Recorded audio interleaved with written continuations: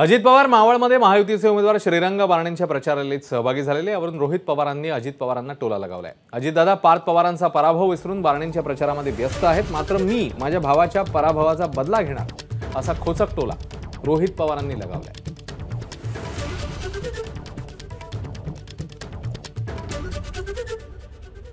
काल बारणेंचे फॉर्म भरण्यासाठी पार्थ पवारांचे वडील अजितदादा इथं आले होते। म्हणजे अजितदादा बरेच काही गोष्टी विसरून गेल्यात। त्यांना तो पराभव पचनी पडलाय, म्हणजे पचनी नाही, त्यांना बऱ्याच इतर काही गोष्टी पचवायच्या आहेत, म्हणून त्यांना ह्या गोष्टी कराव्या लागतात।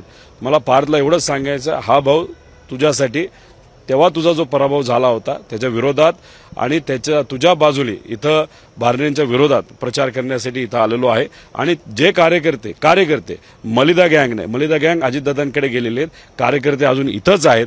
तुझा जो पराभव झाला होता त्या पराभवाचा बदला घेण्यासाठी अजून सुद्धा आम्ही लढत आहोत, कारण का आम्ही भूमिका बदलत नाही। त्यामुळे तू निश्चिंत राहा, आम्ही तुझ्यासाठी लढत आहोत। एबीपी माझा, उघडा डोळे बघा नीट।